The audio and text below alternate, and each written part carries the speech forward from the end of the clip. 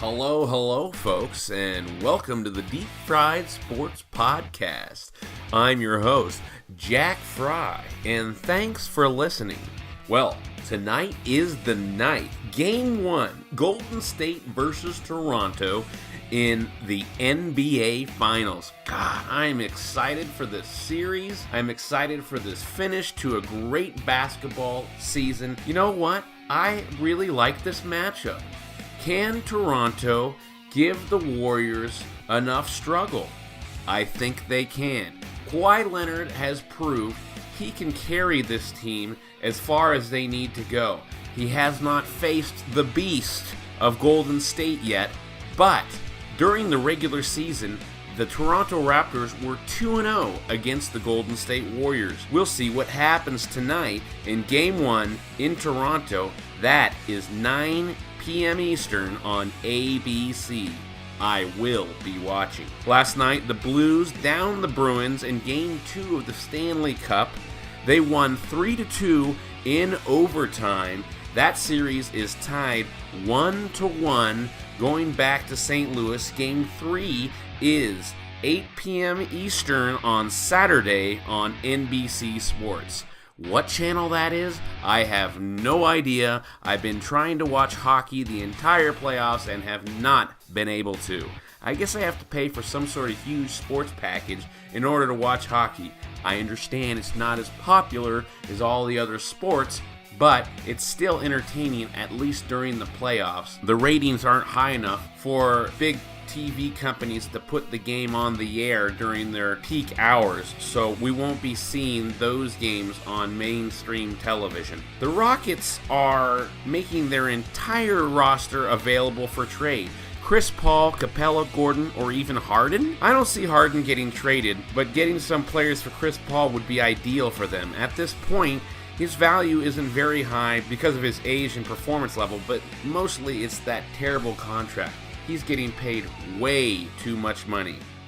But let me get to this. Klay Thompson didn't make the first team All-NBA, the second All-Team NBA, or even the third team All-NBA. Who's in charge of voting here? Did they forget about defense? Hello? Last time I checked, All-NBA means all. You know, everything a player does. He's a better defender than every other player, or at least every other guard on this list. First team All-NBA was Steph Curry and James Harden. Okay, those guys are definitely the top two guys. No argument there. Second team was Damian Lillard and Kyrie Irving. We saw how great Damian Lillard was this postseason, and Kyrie's talent is unmistakable, so I'll agree there too. Third team, Russell Westbrook and Kemba Walker. I'll give them Westbrook for his drive and intensity, and he does play defense when he wants to. But Kemba ahead of Klay?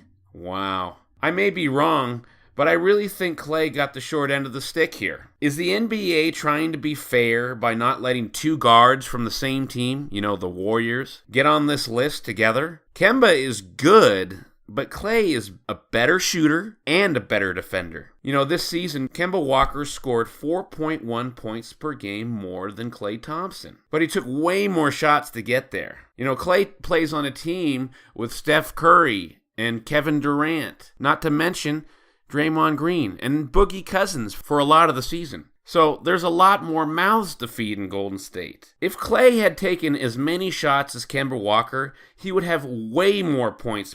Klay was robbed.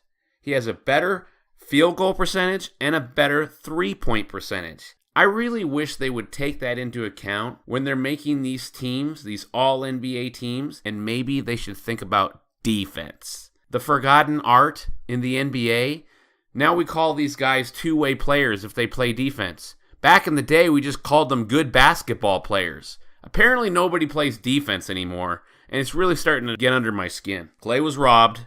Enough said. Game 1 is tonight. Warriors versus Toronto. And Golden State are huge favorites to win the finals. They're fourth in 5 years and they're third in a row. In the 99 playoffs games the Golden State Warriors have played in this run, yes, tonight will be their 100th. The magic number is 104. That's points scored. If the Warriors score at least 104 points. They're 65-9. If they score less, they're only 10-15.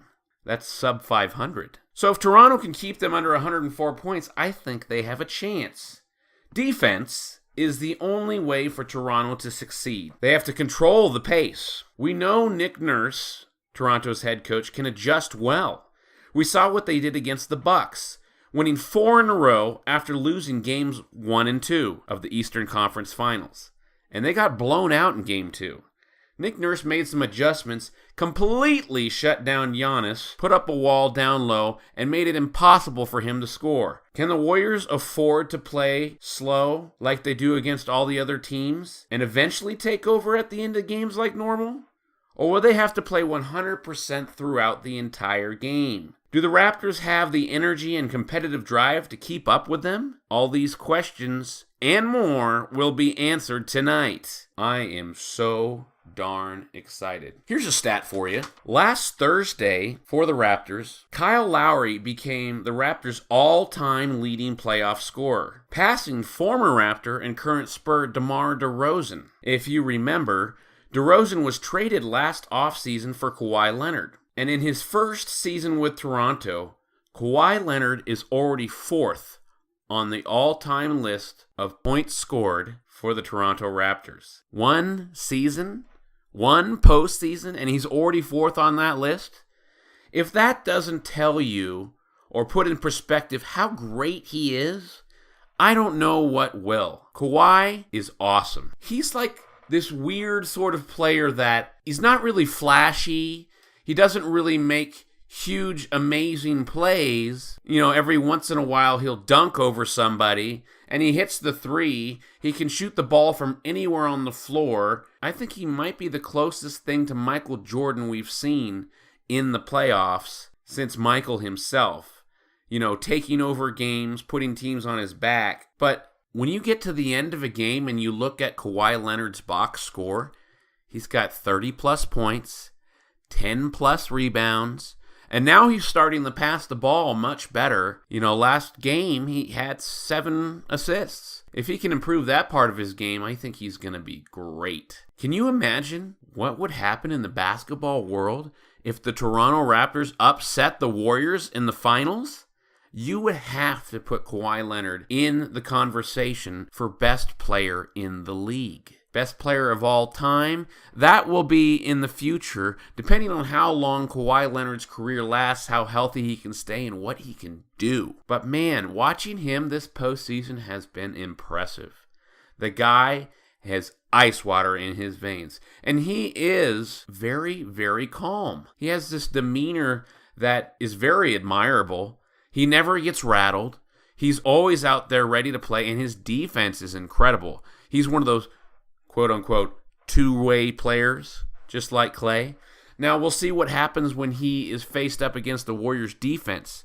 Now, the Warriors aren't just good because they can score tons and tons of points, but they do play defense. Klay is a great defender, maybe one of the best at his position. And Draymond Green is a former Defensive Player of the Year, and we know how good at defense he is. Either one of those guys can cover Kawhi. Can they lock him up? That remains to be seen. It will be so entertaining tonight. Before I go, I want to talk about one more thing in sports that has gotten me very intrigued. Is anybody watching Jeopardy? Have you seen this guy, James Holzhauer? Last night he won his 30th Jeopardy episode in a row. And he has over $2 million of winnings. In 30 episodes, he is only $200,000 left to catch Ken Jennings. Yes, the great Ken Jennings, who won quite a lot of money. He won $2.5 million. Right now, James Holzhauer is at $2.3 million. And he's done it in a lot less episodes. James Holzhauer has 44 more episodes to win before he can tie Ken Jennings' 74-game winning streak. But he's going to pass him very soon in winning money. Holzhauer has been averaging about $80,000 per episode. Okay, it has been widely advertised that Holzhauer is a gambler, a professional gambler, and that's what he does for a living. Is the sports gambling world putting him on Jeopardy and feeding him answers in cahoots with the Jeopardy gaming staff to show that gambling pays.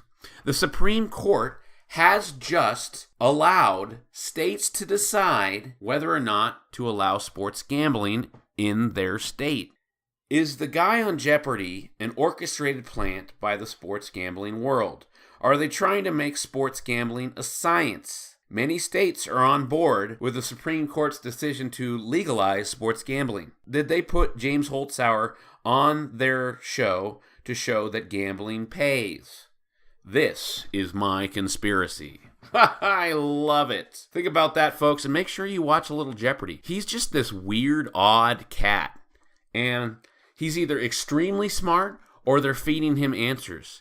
And I've been watching a lot of shows. I am an avid Jeopardy watcher. He doesn't get very many answers wrong. And I've only seen one person challenge him to win the show. Of course, that person fell apart at the end, as James Holzhauer never does. He seems to know the answer to about 80% of the questions and buzzes in before everybody else.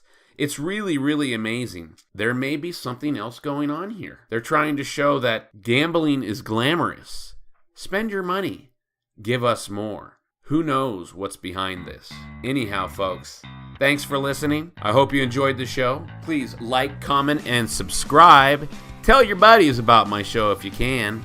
I would love that. Music has been provided by Ben Sounds. Oh, Ben! I love your sounds! Thank you. Goodbye.